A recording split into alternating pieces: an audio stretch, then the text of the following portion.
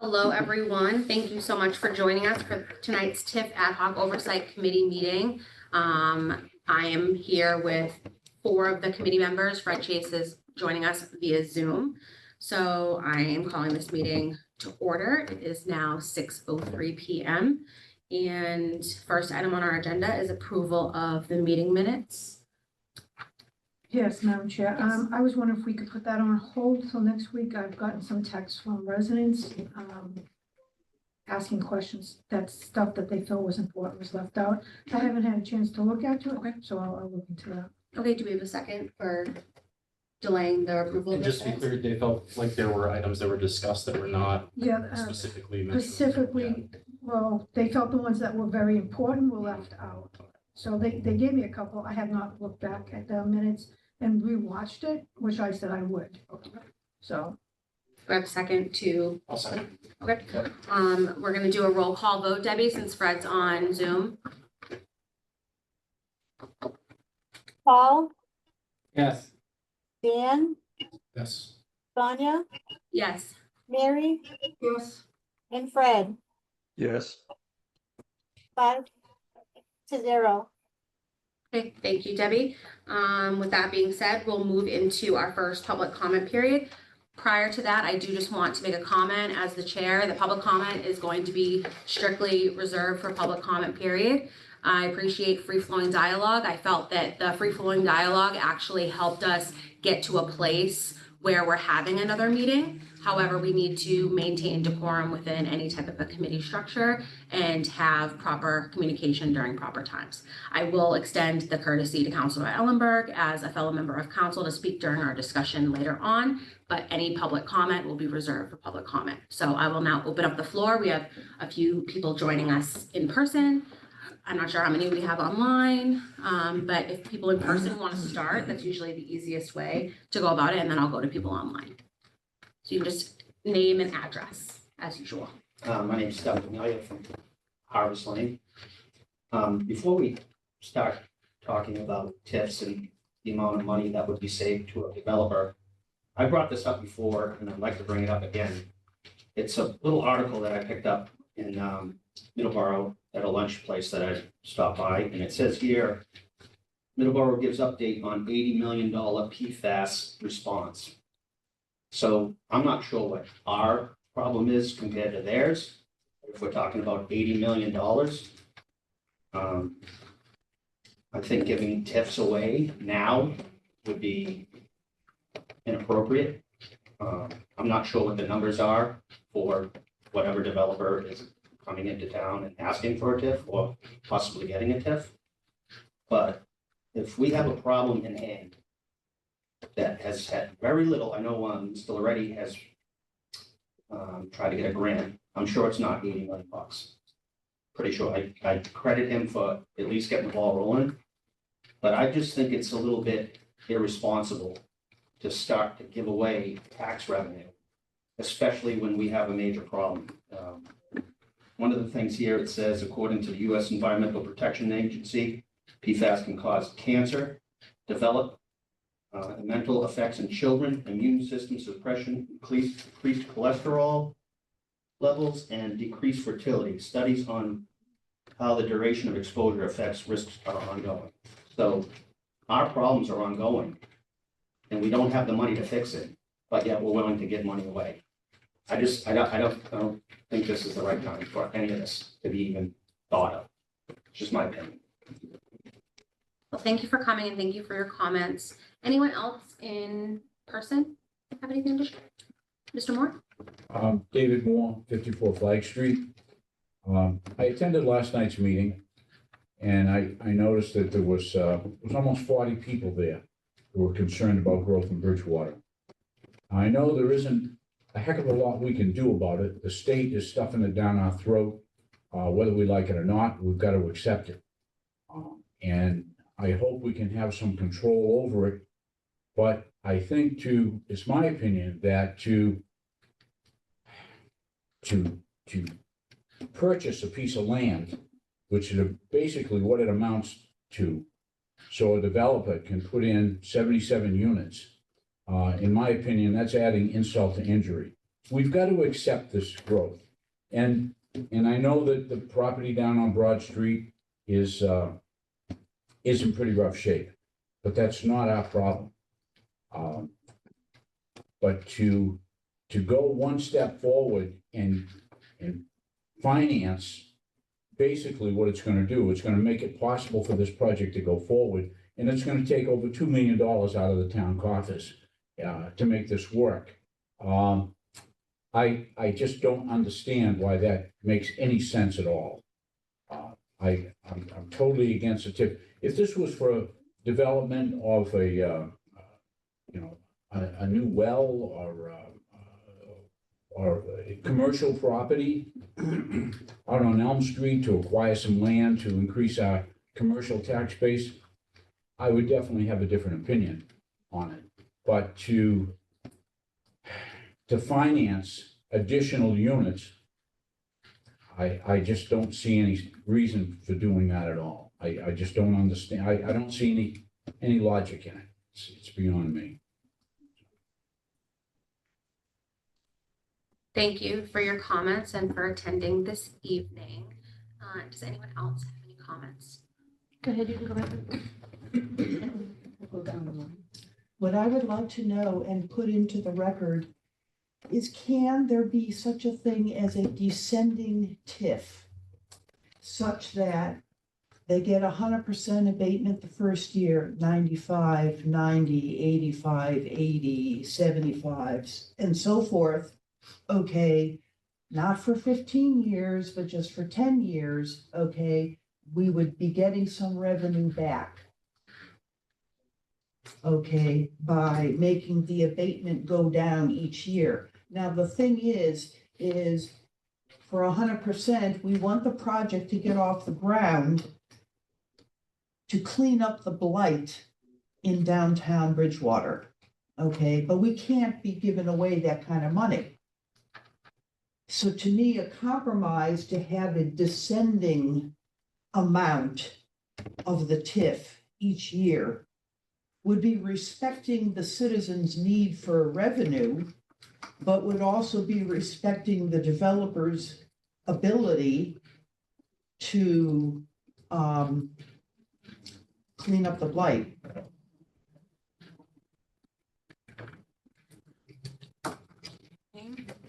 Do you have any other comments? Not During public now. comment? Okay. Want to make sure. Donna Jewel, Keith Place.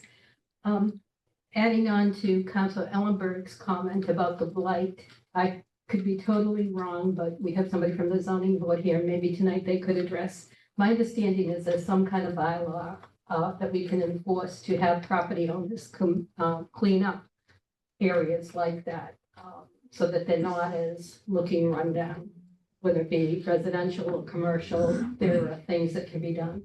That wasn't what I came here to say though tonight, but since that was brought up, I'm hoping that I can get clarification this evening on a comment from the last meeting that was made that a TIF district no longer had to be approved by the state.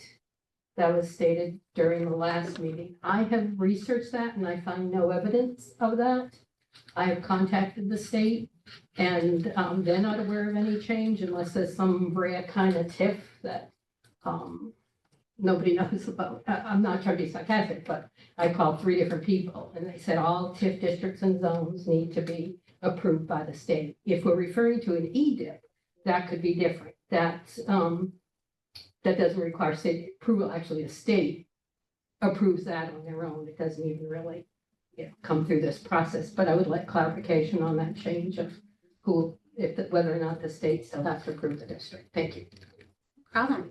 Thank you for coming and for your question. We'll get that answer for you. Thanks. Janet Hanson, Pleasant Street.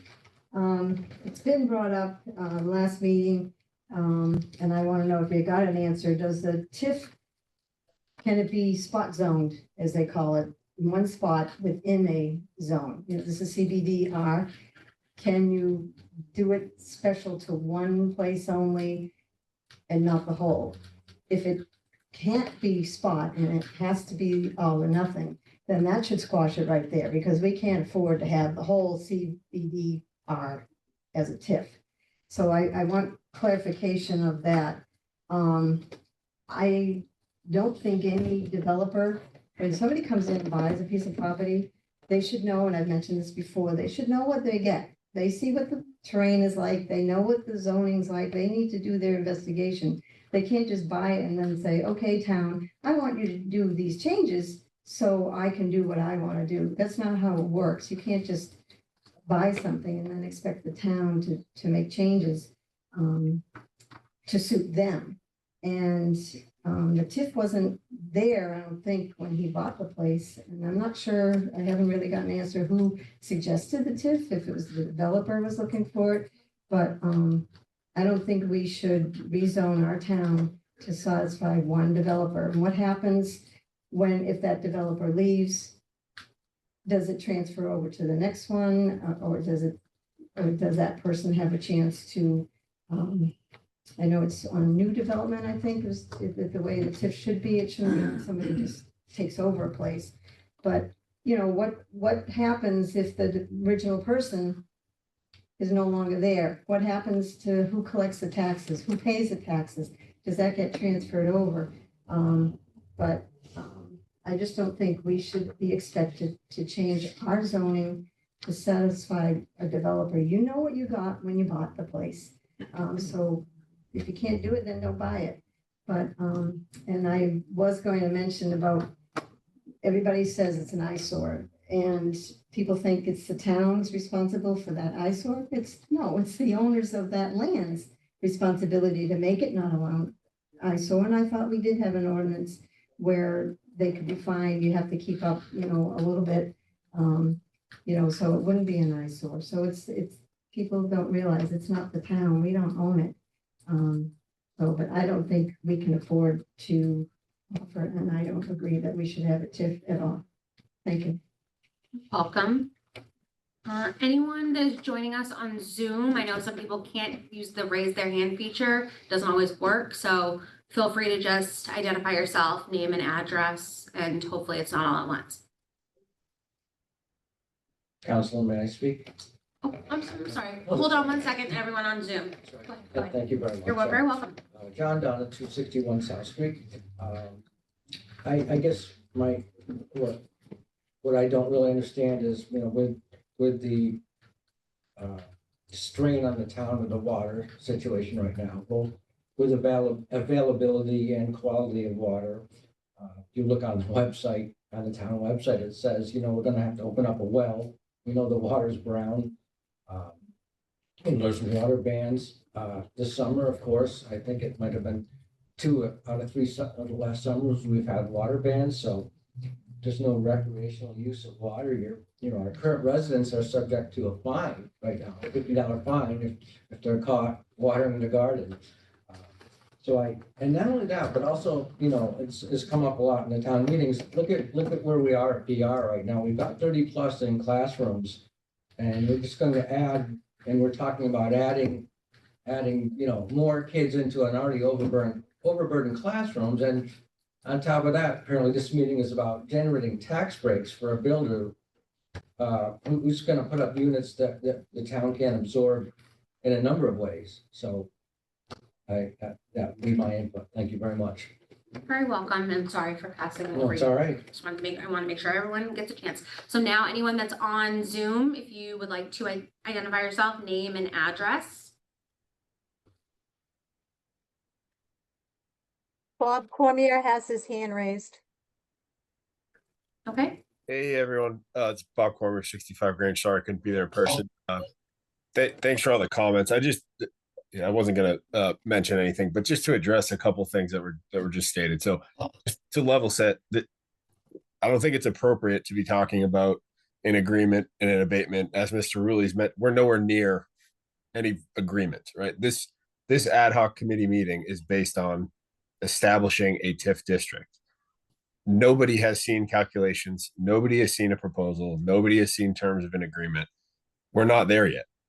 So just to make that very clear, and I hope I will get the opportunity to be able to actually show what the financial impact of this is. But that's really just my comment for now. And Councilor Ellenberg, yes, it's actually customary in many TIFs that already exist to have a descending abatement percentage for exactly the reason that you mentioned. And I'll just say we are open to discussions to make this work for both sides. But my point here is that we're talking about potentially establishing a district. There is no agreement. So to be making comments about that, I think is just premature and inappropriate at this point. But thank you all for your engagement. Thank you, Mr. Cormier. Anyone else that's joining us online wish to speak?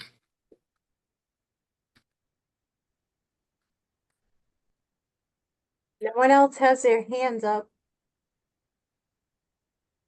Remember, if it doesn't work, feel free to just give us a shout and unmute. Can I ask a question?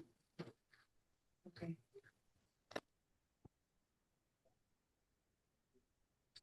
All right, seeing none, I'll close this public comment period and we will move on to item D, items referred. Order OFY 25-071 to establish a TIF district.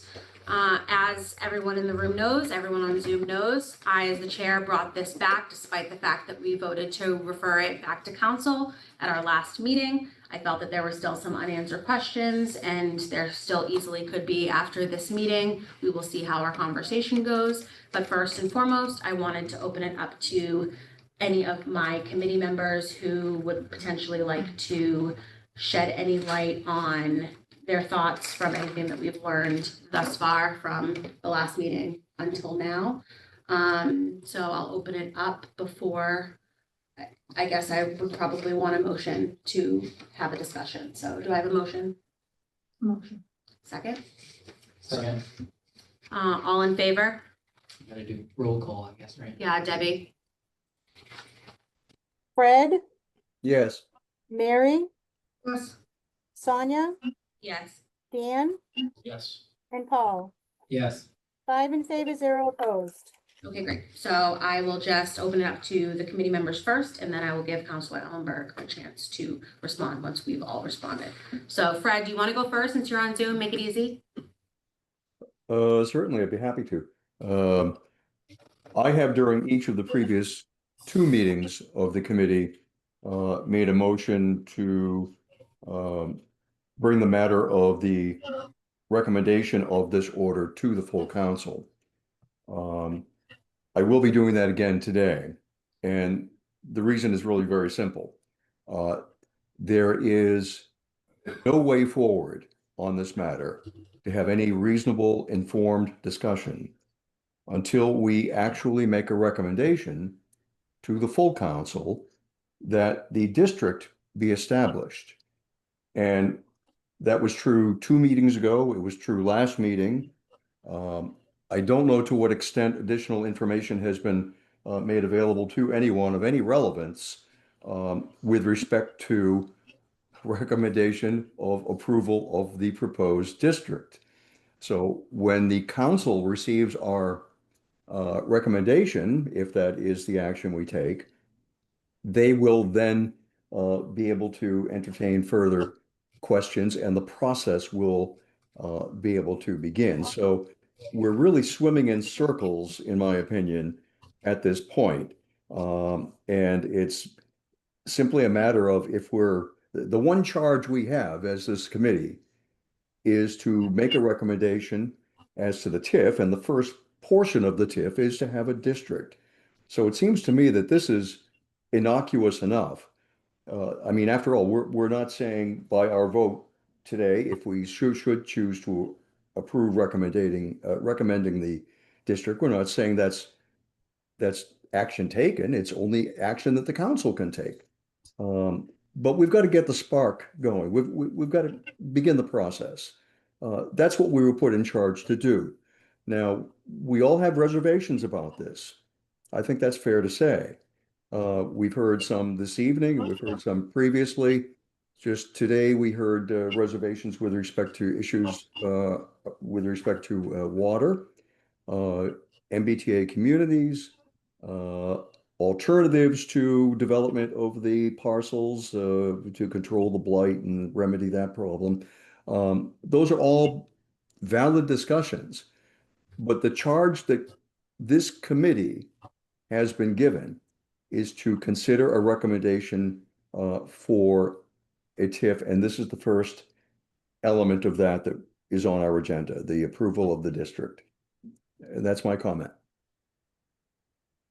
Thank you, Fred. I'll move on to Counselor Murphy. Do you have anything? No, sorry, I'm just reading through these notes first. The first time I've seen them, sorry. No problem, you're fine.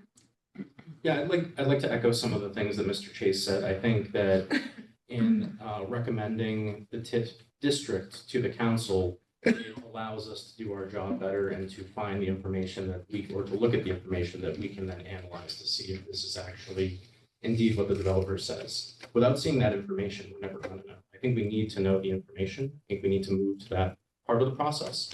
But I don't think in recommending that to the council, we are not creating the district. We are not allowing the district. We are not allowing the construction of this project. We are just getting to the next point where we can actually get down to business and find out whether or not this is something that the town is interested in. And I think it's our charge to do that. It's our responsibility to do that. And I think without seeing that information and getting to that point, I don't think we're doing a thorough job here. Thank you, Vice President McGrath. Thank you, Chairman, woman. I've been pretty open-minded and I've been trying to dig into it a lot. And it's the EDIP, which is the Economic Development Incentive Program. So the Healy District Industrial Administration Bill, it's the Mass Lead Acts, will reform the EDIP. So looking into this, the EIDP is designated to foster job creation and stimulate business growth. She's changed the things with business. I can find nowhere saying anything about apartments, multi-houses that's under urban, anything like that. It's a tax incentive in exchange, and this is her words, a tax incentive in exchange for a commitment to create new jobs, retain existing jobs, and commit private investment to the project. So I think we're going, whether we decide to forward this or not, I think we're going in the wrong way. I can't find anything about apartments.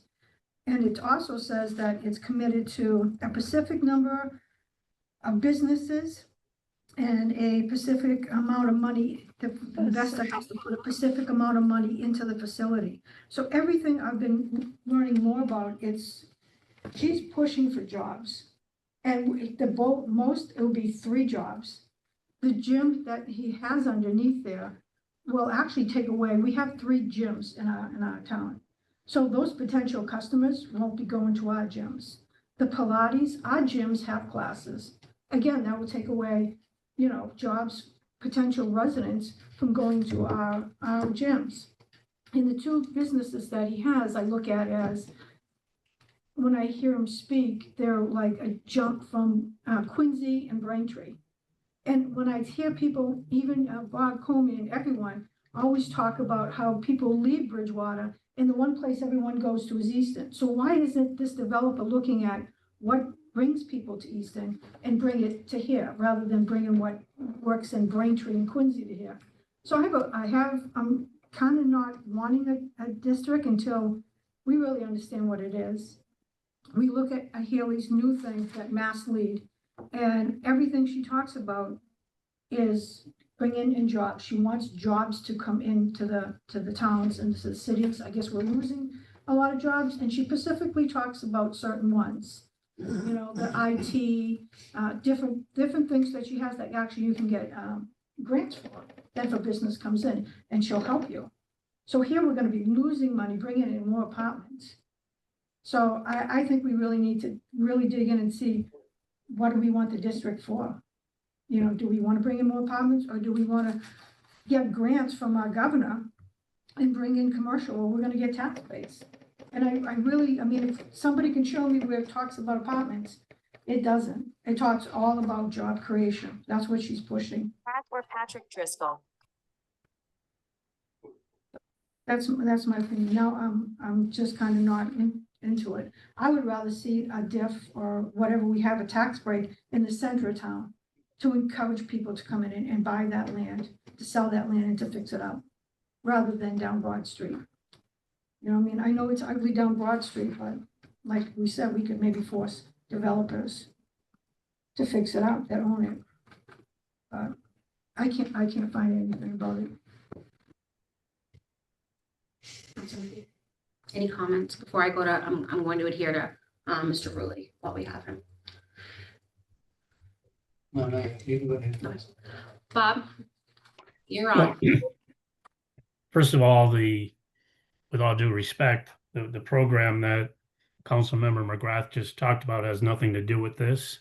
I would argue that I think the governor's been pretty out front about the need for housing and that housing supports job creation. So I mean, I don't want to get into that conversation, but the program she's referencing has nothing to do with what is before you. A diff only happens if you have new development because you have increased taxes. I don't think that's on the agenda tonight too. So what I had suggested at the last meeting and in conversations with some members of this committee is that rather than pick a one or two or three lots that we establish. We have 3 frontage districts within the CDBR that we establish 2 of those districts to be eligible for a TIF consideration. And that would be the mixed use frontage and the flex frontage.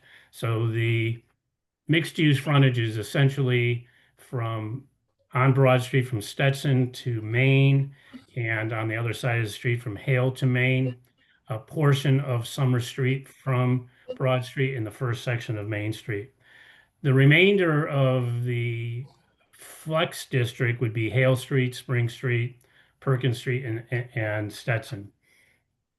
So those should be, I think, we can establish those boundaries as a TIF district.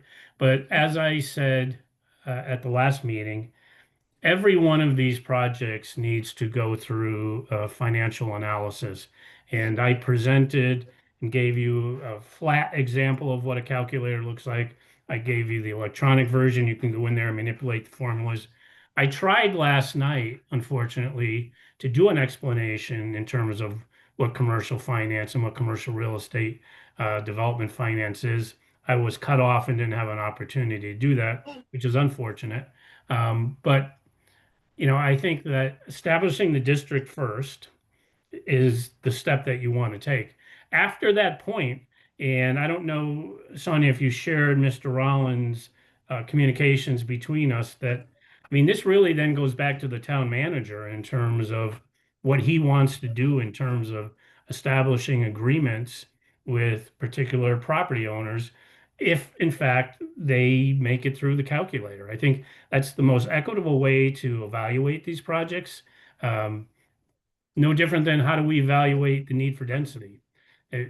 There seems to be this fear to understand the economics of deals. I get that. I mean, but that is the reality of where we are. So I think if you're able to establish these 2 districts, I think mission accomplished. And then we move forward with developers that have projects within the eligible districts to do an evaluation in terms of whether or not they should or not get agreement.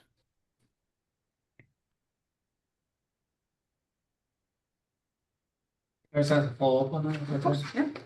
Bob, I was just reading that piece in the emails that went back and forth that Sonia just shared with all of us. It does say, similar to what you said, if we establish the district, it then goes back to Jason and his team to determine next steps. So does that mean that you all would negotiate the agreement and sign the agreement with these individuals? I don't think we would, I mean, and thank you, Mr. Murphy, for bringing that up. So, I mean, I've said this from the beginning. I think that, you know, we have very qualified staff in the assessor's office, the finance office, and my office to make the financial valuation. Any agreement would have to be between the council and a developer. It's a financial agreement. I don't know if this project is good or bad. I mean, we haven't seen enough information, and you know, I totally understand that developer wouldn't want to release that until he knew that a district was going to be established. But the most, and early on, the most important member in town hall to weigh in on this is the tax assessor, so we can establish some kind of value, and then we work from there.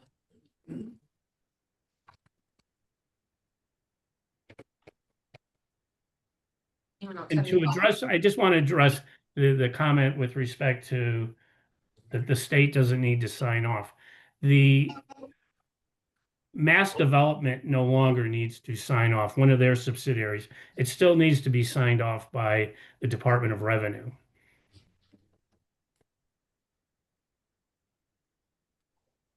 Mass Development wants to know about it, but they are leaving it to communities to decide whether or not they want to do it. But the Department of Revenue still needs to weigh in on this.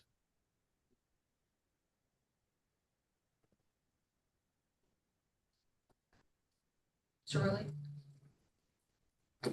No. I know what I read. Okay, so I'll open it up to Counselor Ellenberg if you have questions for Mr. Rowley. Before we, For a minute. Sonia, it's Deb. If you're gonna allow Counselor Ellenberg to speak, Counselor Loretti and Counselor Hunt are also online. okay, I didn't know that they were online, sorry.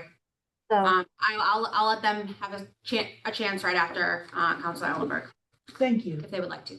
Thank you. I just wanted to know, you said to do the TIF on 2 parcels and leave the third one untouched. What do you have in mind? I don't And- think that's what I said. I said, I don't think it's a good idea to do 1 or 2 parcels. I think that it's better to establish a larger boundary district and working off of the zoning amendment that's in place now. That would be the mixed use frontage properties and the flex frontage properties, in which we can provide property addresses for all of those, rather than just picking these 3 parcels to be the TIF district.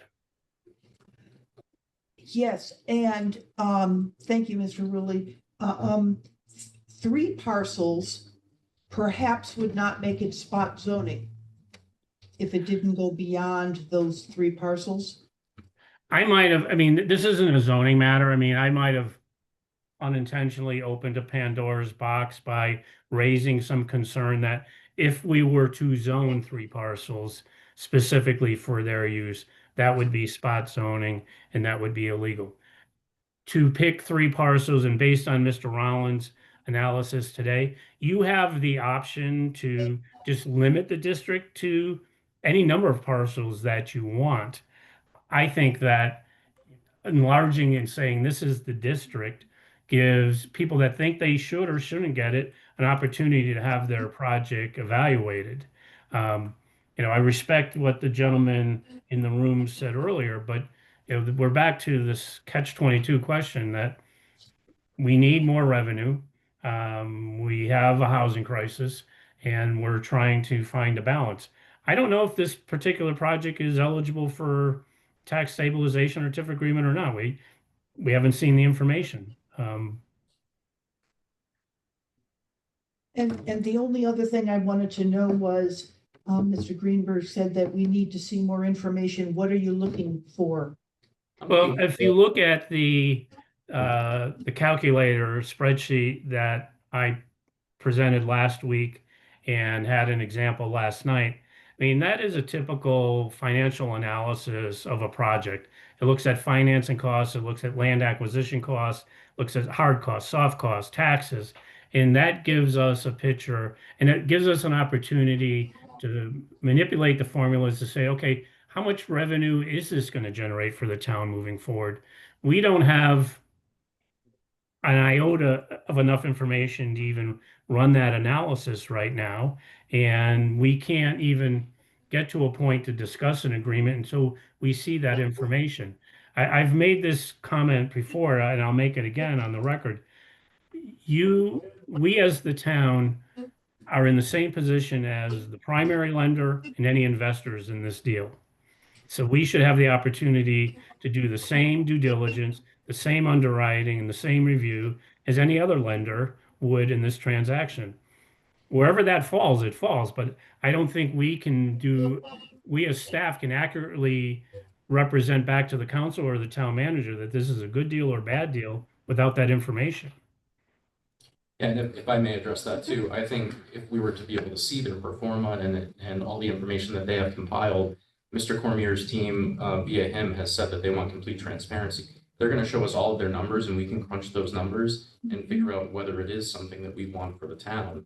Once we see that and put it into our calculators, we can say, we want this, we don't want this. This is good for the town, this is bad for the town. We can have the discussion after that point, but until we see those numbers, how can we truly say that it is or is not good for the town?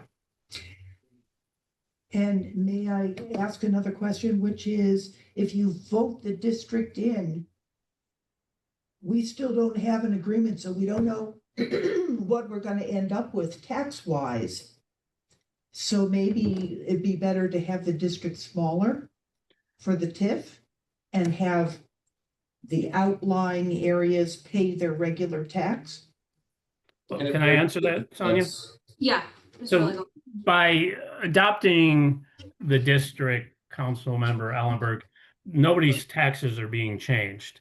No one's getting more, no one's getting less. All you're saying is that there are properties within this district boundary that are eligible. The town would have to enter into a specific agreement with each of those property owners if they wanted to participate to be considered for a TIF or a tax stabilization or tax abatement agreement. That's all the district, establishing the district does. It opens the door for a developer to have a conversation with the town, whether or not the town needs to give them an incentive or not. It's not committing us financially or legally to anything else other than opening the door to conversation.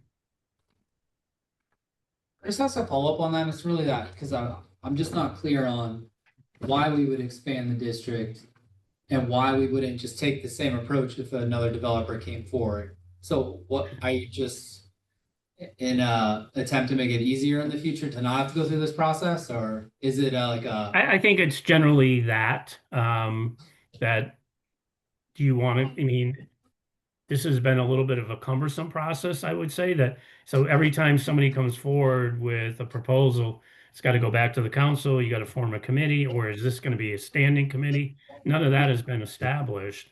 So, I mean, typically a municipality would say our downtown Main Street is a TIF district.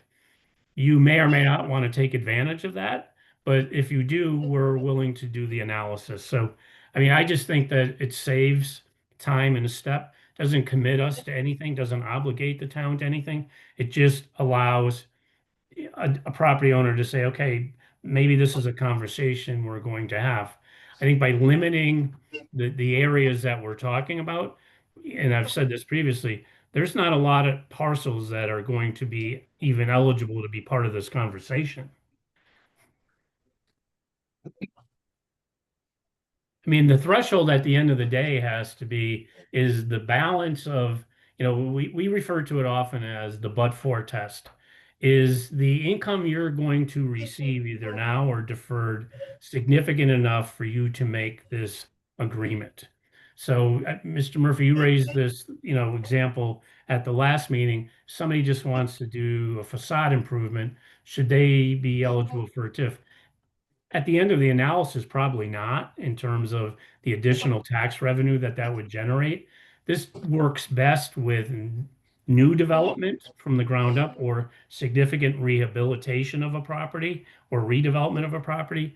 So, I mean, I think, again, saying everyone in the district, yeah, you can apply for it, but having some sensitivity testing to go through it is going to make most people understand that there's only less than 5 properties that even fall into the consideration area. Sorry. No worries. So just again, to clarify just further, so if we approve this district tonight, it goes back to the town manager. And according to what Jason wrote here, ideally he comes back to the town council with several, maybe one or several, because it says at his discretion, kind of scenarios in which it fits the calculator or he feels as though it's best fit for Bridgewater. Now, the way I understood it, and I could be incorrect, is that the council can establish the district. And once that's established, if somebody wants to come forward, then the town manager makes the decision, this is a project I want you to consider, or a project I don't want you to consider. So he would direct town staff to do the analysis and the due diligence in terms of this is something that should be considered or not. So I think that just means we have to figure out what our role is Yeah. during all of that. Can I ask a question? Yep. And How I'll can go we to Councilor decide Reddy. whether we do a district or not when we don't even know which lots can be included? I'd like to have an idea of what lots are gonna be included before I Well, we say, have I mean, as part of the existing zone amendment from last April, in one of the appendices are the maps of the different frontage districts from the form-based code. And what we're suggesting is that anything in the mixed development or the flex frontage would be part of the district. Now, as this moves forward, we can get a detailed list of what those parcels are, but that map pretty accurately depicts what those boundaries are. I would like to see the detailed list before I move forward. You know, I mean, how big is it? I would like to see that. Could you give those streets that you labeled off? I couldn't type fast Yeah, enough. let's see if I can share my screen. Oh, we would have to amend this agreement, Mhm. Yeah, 'cause or the that, council would amend the agreement, either way, right? yeah, I mean, that would be required. You can see my screen. Yeah, So that maroon purple is the mixed use frontage. So that is Broad Street from Stetson to the corner of Main. And then on the opposite side of the street, it's Hale Street to the corner of Main. And then it links over to the bank. And then everything in that beige color is the flex frontage. So, essentially that's every address on Hale Street, every address on Stetson Street to a point, Perkins Street, and then Spring Street, with the exception of the corner. We can certainly put together what those exact addresses are, but those would be the TIF district. Initially, you can amend that going forward. You can make it bigger, or you can make it smaller. is everything colored is the one you're talking about? So he's talking about the maroon and And the yellow. The yellow is the flex, the maroon is the I know, mixed but use. what I just interested in, what colors are the district gonna be in? All the red and the orange? Well, I mean, the outline of the black line, checkered line is the central business district R. That is the district boundary. So that's not gonna be. No, the only streets that would be in the TIF district are certain addresses on Broad Street, certain addresses on Main Street, certain addresses on Summer Street, Stetson, Perkins, and Hale, and Spring. So when you say certain addresses, some will and some will not be? Well, every address on Hale Street is within the flex frontage. Looks like everything up just be shy of Pearl Street on Stetson Street is, Perkins Street, looks like everything is. In Spring Street, with the exception of the corner where Burger King and the entrance to the parking lot is, would be in that flex zone, as well as frontage on Plymouth Street. I'd still appreciate the addresses if you don't mind. Bob, are you able to zoom in a little bit just for us That's a here? pretty big, Just, district. just so we can see the street names. What's flex? I don't know what flex Yep. is. Thank you, Bob. Yeah, Bob, could you just explain what the flex district is for a few of the people in the room that are confused by it? Yep, so I mean, the mixed use, I mean, it all has to do with density and use. So the mixed use is, what we're seeing. We're encouraging development in the central business district. We want businesses to be retail, commercial, restaurant on the street, potentially residential above it into the back. The flex has a little bit less density in terms of the unit counts. It gets a little bit more relaxed in terms of some of the dimensional requirements. So I mean, this was all part of the form-based code in terms of making sure that when we had areas that had residential within there, that we weren't overpowering them, that we were, transitioning to a scale that was appropriate. I mean, and all that is set forth, and we have very defined definitions within the approved zoning amendment from last year in terms of what's allowed in each of these zones. Again, I tried to explain this last night, but I never had an opportunity to, just to give an example of, as an example in the mixed use. So it's not, there are other requirements that happens within these zones in terms of parking requirements, setback requirements, lot coverage requirements, materials that we want to be used in the architectural. So all the intention of the form-based code and a TIF, I'm sorry, is that you're trying to incentivize developers to not spend an inordinate amount of time going through the approval process that costs them time and money. Those are real numbers. And so hopefully that answers your question, but maybe it didn't. But in terms of Ms. McGrath, we can get you all of those property addresses. And we have no problem doing that.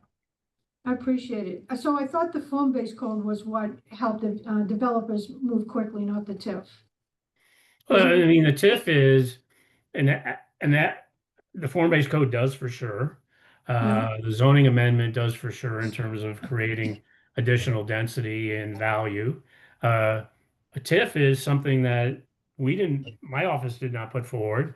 So, I mean, is that an incentive to developers? Yes. If you look at what the language and the intention of what it is, it's all about, economic incentive. So, I mean, oftentimes when municipalities are challenged in terms of, reinventing themselves, they have to rely on a number of different programs. It could be zoning, it could be incentives from the state, it could be incentives from the community through a tax abatement program. I'm not weighing in on either side, but at the same time, we all seem to be losing sight of the fact that if we don't do certain things, we're going to lose money. And that's not a threat, that's just a reality. And we can argue all day long that something is being jammed down our throat, but we already have an adopted zoning amendment from last year that allows for many of the things that the governor has encouraged communities to do. We're using that to make sure that we leverage that to make sure we get assistance on water and sewer. But again, when somebody talks about we have all this money coming due, well, we need some additional tax revenue coming in, or if somebody has a better idea on how we do that, I am all ears. I don't know if TIF is the answer though, because we'd be losing tax money. Can I ask, when you say losing tax money, what do you mean by that? Well, Are we losing tax money right now by not having it? no, that tax money that you're getting right now has no attachment to it. It comes in, it doesn't have to pay for anything. Okay, that's For that specific. that Pacific lot. Yeah, yeah. So now Comio's gonna come and build. So now we're gonna have to so I think the difference, if you add up what he has, or even say, okay, we're getting 14 now, we're gonna get 20,000, because he had something like that. Right, with the TIF. Yeah. Yeah. So now we get that 20,000 instead of 14. Right. But we're gonna have to pay for the police, out of 20,000, every time the police go there, the fire department, the school buses, they're going to the schools. So out of the 20,000. But I mean, again, I think it's way premature for you to be talking about numbers. Let me finish, Mr. Rowley, let me finish. So out of that 20,000, think of all the things that 20,000 has to go to, that 14,000 does not have to go to. Because nothing's being called to that area.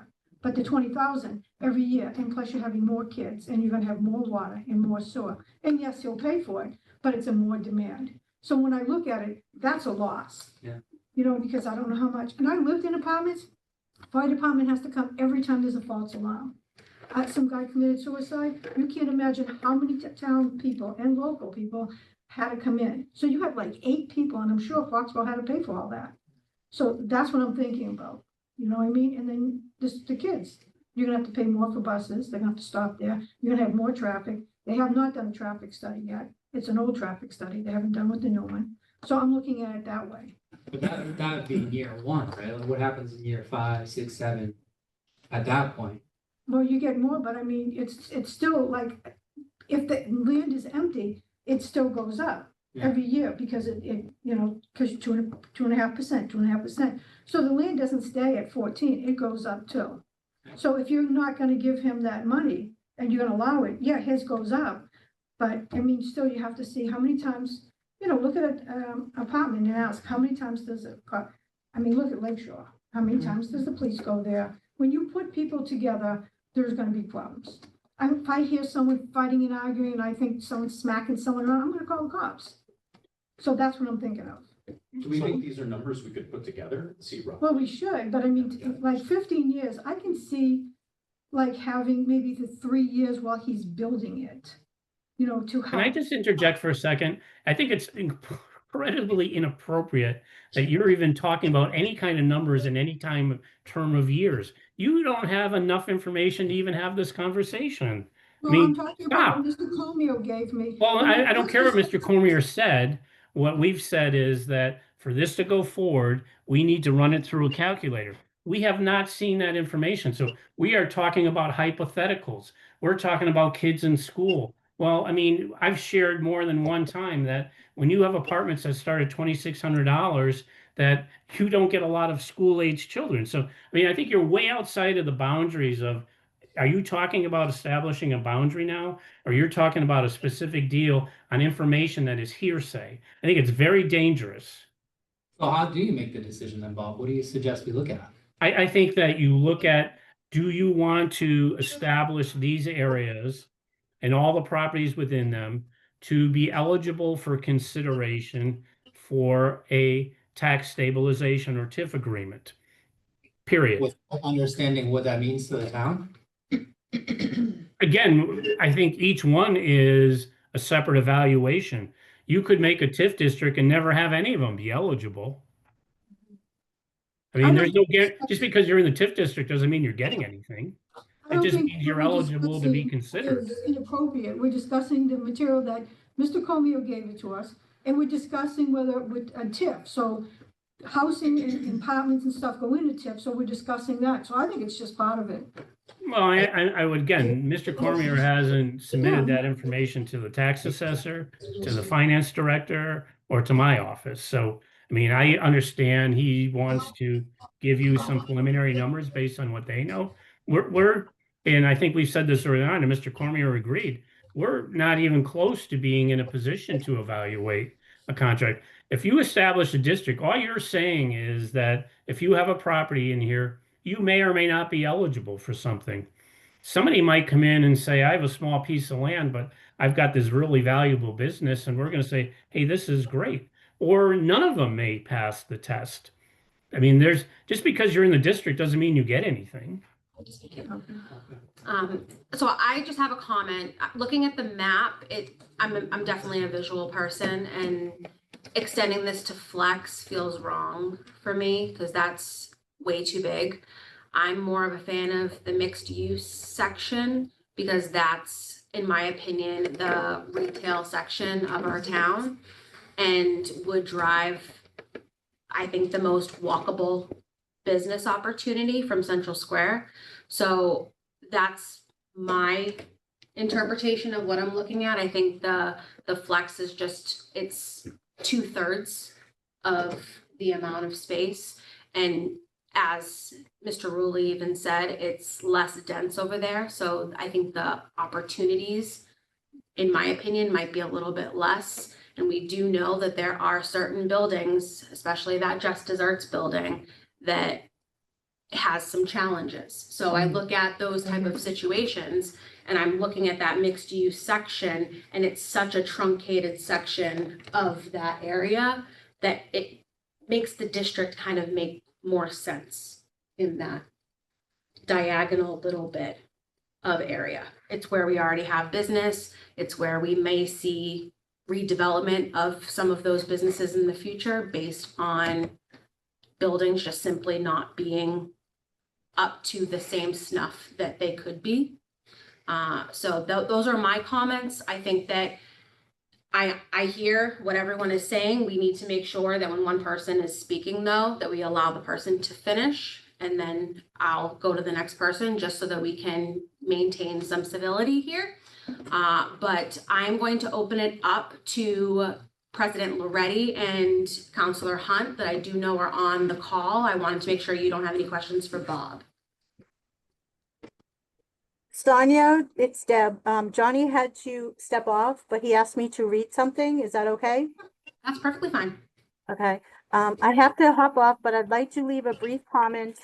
I encourage everyone to stay focused on the task at hand, which is simply to establish a district that opens a door for further conversation.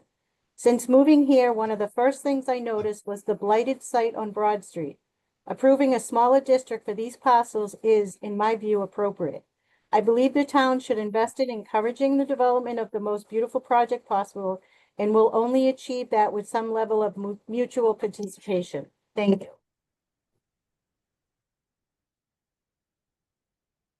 That's the word of the night. Blighted, blighted. How many times are we gonna say? We should play a game. Counselor Hunt, do you have anything to add before we go back to just the committee discussion about this? Can you hear me? Yes, we can. Oh, good. Oh, I tried to do a Zoom thing the other day and you couldn't hear me. So I just sent something to Debbie saying I don't have any voice capacity. So Hear you pretty clear. I haven't been preparing to say anything because of that. I'm really just listening and trying to absorb it all and figure out what it all means. So in my opinion, I think you need to send it. Well, I think I heard Mr. Rulli say it should go to the town manager. You should send it to the council, but I was thinking it would be the opposite. You'd send it to the town council, who would send it to all the offices to what's going on, the people who would run it through the calculator and do all that sort of work. So, Mr. Rulli, I might have that backwards, but I think we're a long, long way from deciding anything really permanent here. My opinion. No, and I appreciate that, Marilee. Thank you so much. Thank you. Struggles, can I just add something? Sure. I mean, I think that, initially, if you want to limit the district to the mixed use district, that's entirely appropriate. As I said earlier, you can add to it or take away from it moving forward. So, I mean, when you and I had talked the other day, I mean, I'm just, the one parcel that, we know is going to be in play is the corner of Plymouth and Hale Street that the state owns. My guess is that they're not going to be looking for a TIF. So, I mean, I'm totally okay if you're limiting this to the mixed use frontage zone right now. I mean, I can support that. Now, based on that, and thank you, Bob, for that. So based on that, if we were to move forward with the parcels that are currently on paper now, you did just say that you're able to add to it in the future. Do you think it's worth continuing conversation of moving forward with what we have now, but then creating a larger district of just the mixed use district down the line once we get our feet wet with the negotiation of any set agreement, which will likely take some time? So I just kind of wanted your opinion on that. Yeah, so I think at this point it's undetermined, what the lifespan of this ad hoc committee is. My sense is, the way I understood it, once you make a recommendation back to the council and based on Attorney Rollins, so the council will decide that they want to establish the district, and then they're going to give it back to the town manager and town staff to evaluate any projects that may come forward within the district and reaching agreements with property owners in that district. To expand it going forward, we would start this process again. It would be an action of the council to form a committee to say whether or not it should be expanded. So yeah, that would be the process. I don't think this committee is going to stay in perpetuity once this is established. Or it might be, I don't know. I mean, I don't think that has been discussed. Yeah, we don't have any timing on the committee, but I think. And I just add one thing, this is going to take, So for these projects to be. Our ad hoc is for a year, Bob, so ultimately. Yeah, so for these projects to be built are going to take much longer than a year. We're optimistically, you're 18 months to 24 months out, could be longer. And again, I don't know, I don't have a set time, nor should there be a set time for the town to do its financial evaluation. That's not I can't say it's 2 weeks or 2 months or 8 months because there's a lot of information that has to be given. There are a lot of questions that have to be asked. There's probably additional information.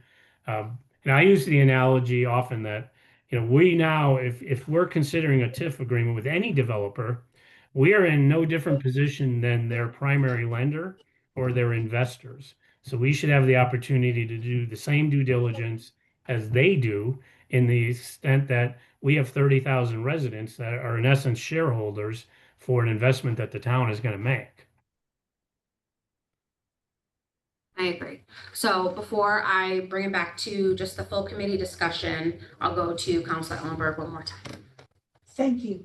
At first I want to say, I agree with you that the flex area should not be included. So thank you for suggesting that. What I wanted to know is the flex area where the issue is the 15 units per acre versus the 27, is that a play in this or not? A portion of that is within that area, a portion is outside of it. Okay, so in other words, the issue of how many units per acre will be affected in this district? Correct. That's what I tried to say last night. Okay. How much? Well, we see the chart. How much is the flex? Anyway. Well, I shared with members of the CED committee and the planning board today the zoning compliance model that the state provided us. They may or may not want to play around with that number, but I think that, again, my position is that you start to mess with those numbers, there's a pretty good chance we're going to fall out of compliance. And I mean, I just don't see, and I don't, this is a separate conversation, but I'll leave it at that. So I'm going to bring it back to the full committee. I'll go to Mr. Chase first, if you have any additional comments from anything that we've just discussed. You're muted, Fred. No worries. I appreciate your candor on Zoom etiquette. Thank you. As I understand it, were we to proceed without the inclusion of the flex district, then the order as it stands before us, order FY 25-071, correctly defines the proposed district to include the parcels at 60 and 70 and 78 Broad Street and 86 Broad Street and no more. So in other words, this is the so-called Friendly's assemblage of buildings, and no more than that. So if I'm correct, I just need clarification, but the order as it stands before us that we received from the council does relate only to those parcels between 60 and 86 Broad Street, which does not include any of the flex district. So if we determine that this is the district we want to only be the mixed use development area of Broad Street, then it's on paper right before us. And we simply have to arrive at a decision as to whether it's whether it does make is suitable for our recommendation to the council. Well, Fred, the mixed use district is more than just these three parcels. It's both sides of Broad Street to include the corner of west where Just Desserts are and to make the corner to the Walgreens lot on Summer Street. So that is the district, the mixed use district as it exists now begins at Stetson Street on the north side, Hale Street on the south side, coming up the south on the north side to the corner of Main. On the south side, it turns the corner onto Summer Street. So that would be the district. This property would be within that district. So you would be amending, I guess, the recommendation to say that you want to include the entire mixed use frontage district. Okay, well then that is the first question, I guess, before the ad hoc committee. Whether or not we enlarge it to include those additional parcels on Broad Street. that you just described. Okay, I would be happy to make a motion that we amend the order as proposed, make it a recommendation for the council to consider that those additional parcels, which constitute the remainder of the mixed use area, be included in this order.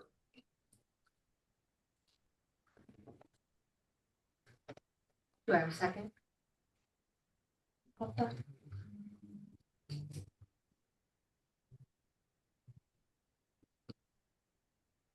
I'll second it for discussion. How's that? I'm not sure. I'd like to look in a little bit more to what the two areas are and whether or not I feel comfortable accepting them as part of this process, right?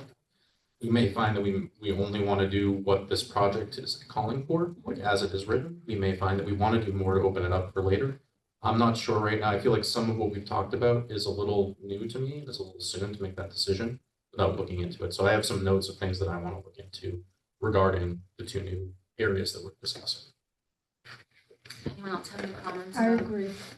Well, perhaps what we should do is consider approval of the order as it stands before us, knowing full well that it's well within the council's purview to make amendments when they receive it. They can have the discussion about whether they want to expand it beyond what is before us tonight. I think since we don't really get a grip on it, I don't think we should bring it to the council because we have questions and they're gonna have questions and we won't have the answers. And an ad hoc committee is supposed to dig in and have all the answers before presenting it to the council.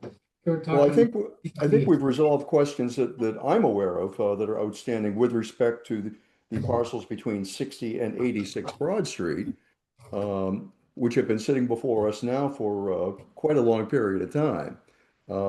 So I say let's consider making a recommendation or not based on what is actually before us. The council can choose to expand the district further if they find suitable. If I may, I'm comfortable with how it is written now and approving that for recommendation to the council. But what I keep falling back on is this project in particular, which we're here to talk about, is it good for the town, right? I think that's what everyone wants. They want to know whether or not it's good for the town. I think the only way to determine that is to look at the numbers, and we may find that it breaks even with what we're getting for tax revenue right now. If it breaks even, is it a good thing for the town? Is that enough to say, okay, if it generates 10% more, 30% more, 100% more, is it good for the town? If it's 5% less, is it still good for the town to have something developed there? If it's a lot less, is it bad for the town? We need to look at these numbers and find what that threshold is, and we need to be comfortable with that. And we need to be able to explain to our neighbors how we got to that point and why we think that's a good decision or a bad decision. So I think the only way to get there is to look at the Jump in. numbers. You are not going to, this committee is not going to make that decision. No, That is outside of the purview of what this is. So if you make a recommendation to the council that you want to establish the district for how many lots it is, that's the council can act on. The developer can come forward and say, I would like to get a TIF agreement. Now that becomes the purview of the town manager, and he delegates that financial analysis to various departments within town. That is outside of the realm of what the charge of this committee is. I'm not saying, Dan, I agree with you 100%. That analysis has to be done, but it's not going to be done by the ad hoc committee. Right, but it's not going to be done unless we recommend the acceptance to the town council of the district. A district, you're right. Adopting a district, as I said earlier, doesn't guarantee that somebody's getting anything. That's right. It can be completely shot down after that point. So that's why correct. That's that correct. we can at least create the district at least for this project, if not more, potentially to Mr. Chase's point. But at least for what we're talking about here for this project. And then that at least opens the door for the analysis to happen, which is really what I'm concerned about. So Fred, do you want to rescind your motion of that amendment that you made for discussion? Well, yes, I would retract that motion I made with respect to expansion of the district. I would make a motion that we consider approval of the district as it appears in the order today. So we have a motion on the table to approve as ordered and as written. Do I have a second? Could I just ask For something? discussions, sorry. to Oh, second, okay. Okay, go ahead. Instead of recommending that we do this, why can't we just move it forward so we can see the paper, his finance papers? So we don't know if we really want to do this or not. Because I would like to see, the finances. Because once we recommend to put this, do we get to see his finances? The town does. I mean, and we can share that. I mean, that's public. Once they share something with the town, it's public record.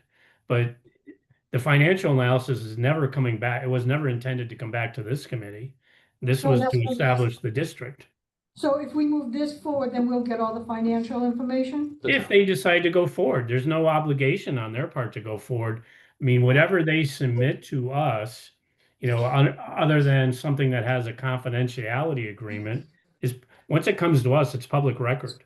So, I mean, our obligation, our fiduciary responsibility of town employees is to do the analysis, report that information to the town manager, and then he does what he wants to do with it, bringing it forward to the council. So I think there's many levels of transparency in there. When you say bring forward to the council, Bob, I think this is my biggest concern and something I asked earlier. At that point, the council wouldn't approve because the town manager would then have the authority to sign off on agreement on behalf of the town. I think it's going to come down to the town manager making a recommendation to you to enter into, that this is something he wants to enter into or the town wants to enter into, based on whatever analysis there is. I mean, it's not a staff decision. All we're providing is the information and doing the due diligence. Because we probably We could still vote don't against know. it, couldn't we? I don't know. That's what my question is. We don't know for sure. Bob, he's asking that if the town manager brings Bob knows forth that. the information, he has to bring it before the town council to vote on it? Yes. Fiduciary, yeah. Well, that's not what Jason's notes say. Jason's notes say the town which manager one? would then, in his discretion, bring this before the council. But I don't think the town manager has, any kind of money deal or tax deal I'm not a lawyer, but I think that requires acknowledgement from the council. May I suggest that you Councilor approve pending the disclosure of information? I don't know if we And can. put a condition I don't that know we if can put a approve with a condition? I don't know if we can put an actual condition like that based on how the order is written. I believe we either vote to recommend or to not recommend. The only time you can ever put a condition is if it's an amendment.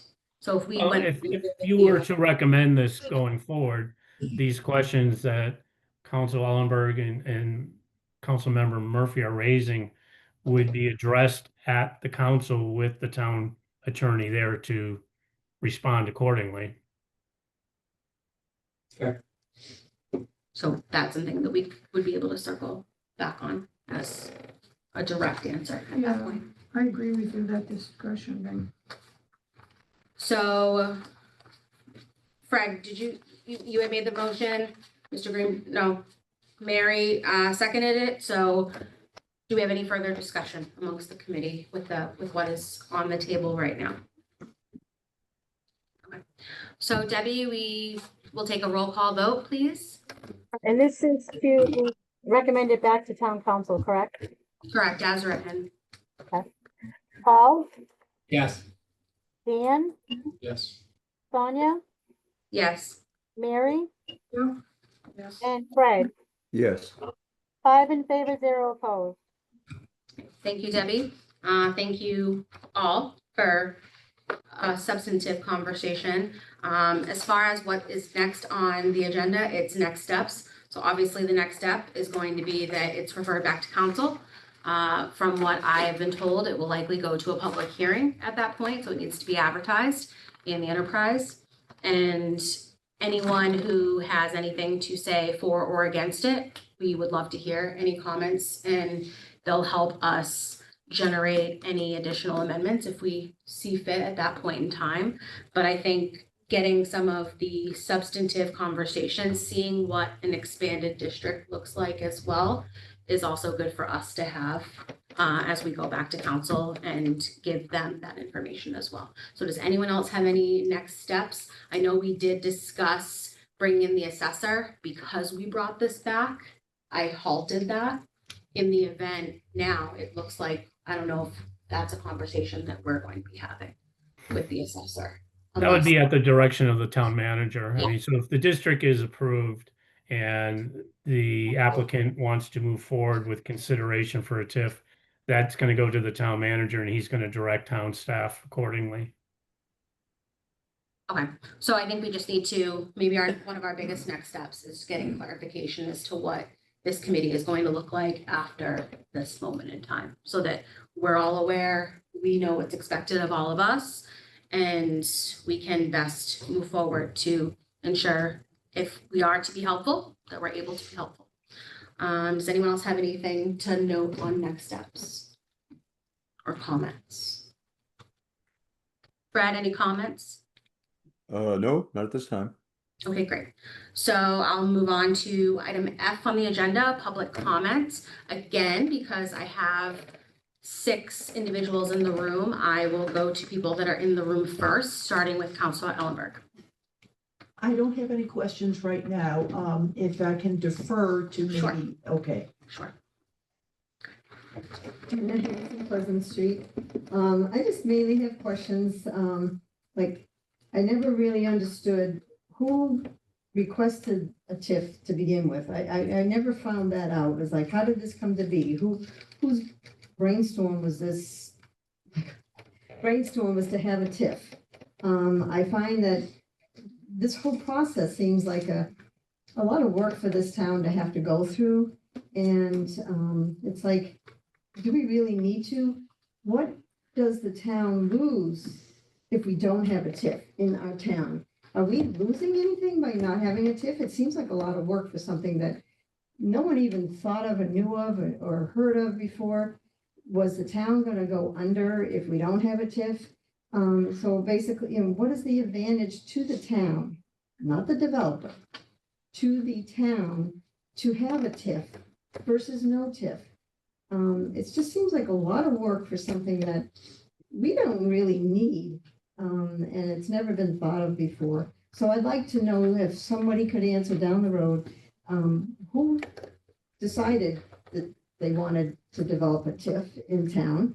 And what does the town lose by not having one? I can see potential of having one. I see all the numbers, but what's the advantage to having a town? Are we gonna go under because we don't have a TIF? So I just assume, just hopefully the town council will say, let's fix them on the TIF. But I would like to know who's started it all. I haven't heard that. So, thank you. Welcome. Anybody else? Donna Drew, Keith Place. I'm just a little confused as to why we're offering a TIF on a parcel of land that has already been sold. In my experience, cities and towns use TIFs to attract a developer to come into your community and buy the property, knowing that they may get a TIF. This property's already been sold, and it seems like it's backwards. If we were going to offer create a TIF area for a property that was abandoned, I know the gas station is no longer one of those properties because it's part of the town, but we said, hey, we're going to offer a TIF for the mobile station because we can't afford to buy it, we can't afford to maintain it, we need something nice done that's blighted. That to me is where it makes sense as an incentive, not as a reward for somebody that already made the financial investment. That's where I'm confused, and I'd like to get that answer as why we're doing it this way and recommending to the town council that the developer be awarded after they purchase the property, not as an enticement and an incentive to buy it. I haven't seen it done that way anywhere in my involvement with TIFs, and I've had some experience with them. Thank you. Anybody else, gentlemen?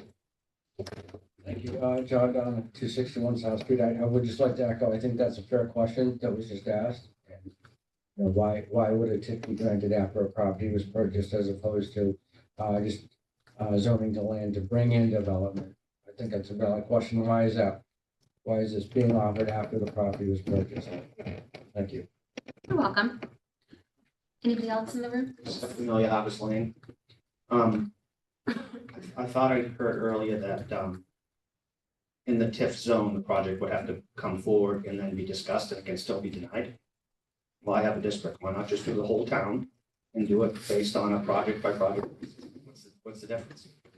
That way somebody on Elm Street might have a chance, somebody on 18 might have a chance, somebody on High Street might have a chance. I don't understand. I think it's irresponsible to have a TIF at this time. I'm not saying it's a bad thing, but we have some major problems going on, and I'm happy for Mr. Cormier. I think he's got a great project there. I hope the project goes. I'm just saying as a whole, I think it's inappropriate. This is an inappropriate time to be leaving money on the table where we're asking for money for schools, money for water, and money for police, money for fire, money for roads, but yet on a project by project basis, if one gets granted, then it's kind of a slap in the face to the people that pay taxes in this town. So if you're gonna have a TIF, why not make the whole town available? And then maybe you'll draw some developers somewhere else in town. I don't know. Doesn't make sense to just pick a district and everybody else can sit back and let them enjoy it. It doesn't make sense to me. I think no. Sonia, I don't want to always respond to public comment, but to the gentleman's question, the state establishes districts that are eligible for a TIF, their economic impact areas. So the whole town of Bridgewater is, the only area that's been designated by the state is our essential business district. I appreciate what he's saying, but that is outside of the parameters of what is eligible for a TIF. Elm Street. Elm Street was a diff, not a TIF. There's a difference. Okay, is anyone available for public comment online? Anyone have anything to say? Just say your name and your address. If you can't, raise your hand. And unmute, please. Sonia, I just clapped, but I'm raising my hand here. This is Bob Cormier, 65 Grange Park. Thanks for the discussion again. Just to reiterate what has been said here, there is no proposed agreement. We're proposing a creation of a minimum of 20 jobs here. I'm not sure where I heard 3 jobs, but I just think there's some confusion with how commercial properties work. Like almost like I can hand select who rents the space. You know, we need to make it financially feasible for any business to come to Bridgewater, build out a space, invest their company in this town, which right now is a very tough sell. And that's all part of the value of the TIF that I hope to get to discuss. And just for the record, many economic tax stabilization agreements, or their TIFs or whatever they're labeled as, are mixed use projects for that reason. Tax stabilization programs are quite literally, they're made to stimulate economic growth in stagnant areas. If that doesn't apply here, I'm not sure we're looking at the same project. It's creating considerable jobs, considerable incremental revenue, which again, you will see in the numbers, and it's building a beautiful, high quality mixed use project where we all need and want it. This isn't a zoning issue. Spot zoning is not, it has nothing to do with this. I think everyone's a little confused with that. This is a financial agreement. And just on the comment of offering a quote, a TIF before a purchase, that's fundamentally not how they work. We've said it till we're blue in the face here. It's project specific. You can't offer a TIF and dangle a TIF out there without complete detail of how a project being baked and ready to go. You need to know the financials. You need to know it's proposed. It has to meet all zoning requirements. You can have a TIF district, or the state can designate it as an economic area, as Mr. Really just stated. That's incentive for a developer for sure. But you can't offer a TIF without a very specific project on a particular parcel. And just one more time, the only information that I've given was a presentation in a public meeting in April. We're 4 months later here. So just respectfully, let's not put words in my mouth. We're now through a review process. We're through construction documents. We have significantly more hard numbers. Much has changed. The numbers being quoted through this discussion they're just wildly irrelevant. And honestly, I think Mr. Rulli said it more eloquently than I can, that all the stakeholders here, this committee, the council, any member of the public should and will have the same opportunity as any lending entity to review these project financials. So I guess for the last time, I look forward to the opportunity to provide whatever information is needed in the public record to make people see that analysis and understand why this is a net benefit to everybody involved. But I digress. Thank you all for the discussion. It's honestly refreshing to see people actually engaged and asking questions that matter. So thank you. Thank you, Bob. Anyone else online have anything to share? Again, state your name and address and make sure you unmute, please.